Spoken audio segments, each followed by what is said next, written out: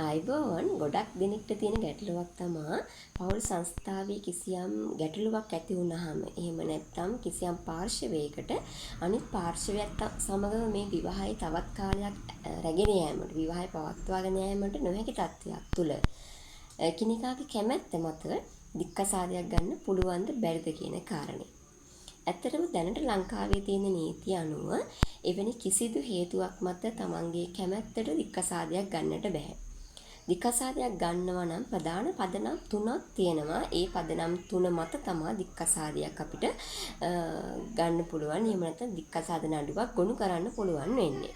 ඉතින් අපි බලමුකෝ මොනවද මේ පදනම් 3 කියලා. මම මුලින්ම ගන්නම් ලිංගික බෙලහීනත්වය කියන එක. ලිංගික වශයෙන් බෙලහීනයි කියලා කියන්නේ අදාළ ලිංගික කාර්යය නිසියාකාරයෙන් සිදු කර ගැනීමට තරම් ලිංගික අවයව ප්‍රාණවත් නොවීම කියන කාරණය. ඉතින් ඒ හේතුව මත පුළුවන් අපිට දික්කසාද නඩුවක් ගොනු කරන්න. ඉතින් මේදී ලිංගික බිලහීනත්වය කියන අසනීපේ නැත්නම් ඒ රෝගී තත්ත්වය විවාහයෙන් පසුව ඇති වෙලා තියෙන්න බෑ. නඩුව දානවා නම් දික්කසාද නඩුවකට නිමිත්තක් වෙන්නේ මේ ලිංගික බෙලහීනත්වයේ විවාහයට පෙර සිටම මුල සිටම පැවත ගැනීම කියන කාරණය. ඉතින් විවාහයට පෙර සිටම පැවති ලිංගික බෙලහීනත්වය කියන පදනම මත දික්කසාද නඩුවක් ගොනු කිරීමේ හැකියාව තියෙනවා. ඉතින් ඕන දෙවෙනි පදනම තමයි අනාචාරය. එහෙම නැත්නම් තමන්ගේ නීත්‍යානුකූල පාර්ශවයේ ඉන්නකොට වෙනත් පාර්ශවයක් සමග ලිංගිකව හැසිරීම තමයි මේ අනාචාරය කියලා කියන්නේ. ඉතින් මුලින්ම කියන්න ඕනේ අනාචාරය කියන්නේ විවාහයෙන් පසුව ඇතිවෙච්ච අනාචාරය. එහෙම නැත්නම් විවාහයෙන් පෙර සිටම අනාචාරය නෙවෙයි. ලිංගික බෙලහීනත්වයේදී අපි බැලුවේ විවාහයට පෙර සිටම පැවති ලිංගික බෙලහීනත්වය. නමුත් අනාචාරයේදී අපි සලකලා බලන්නේ විවාහයෙන් පසුව ඇතිවන අනාචාරය. මොකද සාමාන්‍යයෙන් මිනිස්සෙක්ට විවාහයට පෙර ඕන තරම් සම්බන්ධතා තියෙන්නත් පුළුවන්. ඒ වගේම තමයි ලංකාවේ නීතියට අනුව අනාචාරය එහෙම නැත්නම් වෙනත් කෙනෙක් පාර්ශවයන් කිහිපයක් සමග ලිංගිකව සම්බන්ධ වීම අපරාධමය වරදක් නෙවෙයි. ඒ කියන්නේ එතන වරදක් වෙන්නේ විවාහයක් තුලදී. නීත්‍යානුකූල පාර්ශවයක් සමග ලිංගික විවාහයට පත්වලා විවාහයක් ලියාපදිංචි කරලා ඊට පස්සේ වෙනත් පාර්ශවයක් සමග වෙනත් පාර්ශවයන් සමග අනාචාරය හැසිරෙනවා නම් එතන තමයි වැරදි වෙන්නේ. ඒ වගේම විවාහයට පෙර සිටම අනාචාරයක් තියෙනවා නම් විවාහ වෙන අවස්ථාවේදීත් අදාළ පාර්ශවය දන්නවා මේ පුද්ගලයා අනාචාරීව හැසිරෙනවා කියලා. ඒකයි එතෙන්දි කියන්නේ. එතකොට එයා විවාහ වෙන්නේ ඒක දැනගෙනනේ. ඒ නිසා විවාහයට පසු ඇතිවන අනාචාරය තමයි දික්කසාදයක් ලබා ගැනීම සඳහා හේතුවක් වෙන්නේ. ඉතින් ඔන්න තුන්වෙනි හේතුව තමයි ද්වේෂ සහගතව අත්තර යෑම කියලා කියන්නේ. ඉතින් ද්වේෂ සහගතව අත්තර ගියා කියලා කියන්නේ පෞල් සංස්ථා වෛවාහික ජීවිතය ගත කරන්නේ නැතුව කිසියම් පාර්ශවයක් නිවසෙන් යනවනම් වෛවාහික නිවස අත්හැරලා නිවසෙන් යනවනම් නිවස තුළ රැඳී සිටියත් එකිනෙකාට වෛවාහික යුතුකම් ඉටු කරන්නේ නැතුව ලිංගික සම්බන්ධතාව පවත්වන්නේ නැතුව සම්බන්ධතාවයක් නොමැතිව ඉන්නවා නම් අනිත් පාර්ශවයට කියන්න පුළුවන් මෙයා ද්වේෂ සහගතවම අත්තර ගියා කියලා. ඒ වගේම තමයි සමහර අවස්ථාවලදී තියෙනවා පාර්ශවයක් ගෙදරින් යනවා. හැබැයි ඒ ගෙදරින් යන්නේ මේ ඉන්න පුද්ගලයාත් සමග ප්‍රශ්නයකට නෙවෙයි. ඒ ඉන්න පුද්ගලයා මේ මිනිස්යාට යන තැනට වැඩ සලස්සලා තියෙනවා. එතකොට අපිට කියන්නේ මේකට අනුමිත ද්වේෂ සහගත අත්තර ගියා කියලා.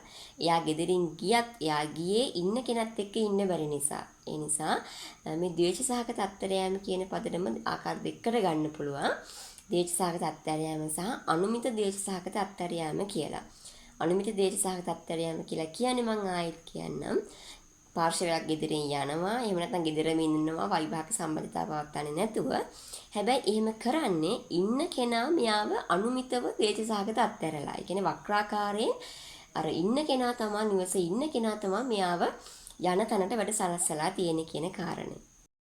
ඉතින් දැන් මම පදනම් 3ක් ඔයාලට කිව්වානේ ද්වේෂ සහගත අත්හැර යෑම, ලිංගික බෙලහීනත්වය සහ අනාචාරය. ඉතින් ලංකාවේ අද වන විට නම් බොහෝ දුරට මේ පදනම් තුනෙන් පාවිච්චි වෙන්නේ කෝකටත් අයලේ වගේ පාවිච්චි කරන්නේ මේ ද්වේෂ සහගතව අත්හැර යෑම කියන කාරණය. මොකද ද්වේෂ සහගත අත්හැර යෑම කියන කාරණය ඒක ඔප්පු කරන්න ලේසි උසාවියකින් ඒ වගේම මේ පදනම් මත ඉක්මනින්ම දික්කසාදයක් ලබා ගැනීමේ හැකියාවක් තියෙනවා. ඒ නිසා බොහෝ දුරට අද භාවිතාවෙන් නිමි ද්වේෂ සහගත අත්හැරියාම කියන පදනම මතයි ඩිවෝස් එකක් එහෙම නැත්නම් දික්කසාදයක් ලබා ගන්න. ඉතින් මේ පදනම් තුනට අමතරව මට පුංචි කරුණක් කියන්න තියෙනවා. ඉතින් දික්කසාදයකදී ද්වේෂ සහගත අත්හැරියාම කියන පදනම මත ගොනු කරලා දෙපාර්ශ්වයම කැමති නම් දික්කසාදයකට යන්න ඔයාලට පුළුවන්. හබ කරන්නේ නැහැ කියලා උසාවියට කරුණු දක්වලා මේ ඩිවෝස් නඩුව දික්කසාද නඩුව ඉතාමත්ම කෙටි කාලයකින් නඩු වාර 2-3කින් වගේ අවසන් කර ගැනීමේ හැකියාව තියෙනවා. ඉතින් අර එක දිගටම මේ තර්ක කර හබ කර වාද කර ගියොත් තමයි සාමාන්‍ය නඩුවක් ඇදෙන්නේ. ඇදෙන්නේ කියන්නේ කාලයක් යනවා. ඒකට උසාවියේ තියෙන එක අධිකරණ කටයුත්තක් විතරක් නෙමෙයිනේ. නඩු ගොඩාක් තියෙනවා. එතකොට අපි හබ කරනවා නම් නඩුව ඒ කියන්නේ අපි සාක්ෂි ලබා දෙනවා නම් සාක්ෂි පොරුවට නැගලා තවත් සාක්ෂිකාරයෝ ගෙන්නනවා නම් අපේ නඩු කටයුත්ත ඉස්සරහට යනවා. ඉතින් ඒ වගේ වෙලාවකට තමයි ඉතින් අපි සාමාන්‍ය ජනතාව ලෝයස්ලාට නීතිඥවරුන්ට චෝදනා එල්ල කරන්නේ නඩු අදගෙන යනවා නඩු කල් දානවා. එහෙම කිසිම නීතිඥවරයෙක් මට කැට තියලා දිවුරලා කියන්න පුළුවන් නඩුවක් ඇදගෙන යන්නේ නැහැ. නඩුවක් පියවරක් හරි ඉදිරියට ගන්නව නම් ගන්නේ ඒ සේවාදායකයාගේ යහපත පිණිස විතරයි.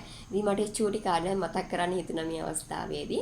කොහොම වුණත් මම අද හිතනවා ඔයාලට දික්කසාදයක් ගන්න පුළුවන් පදනම 3 පිළිබඳව අවබෝධයක් ලැබෙන්නේ නැති කියලා.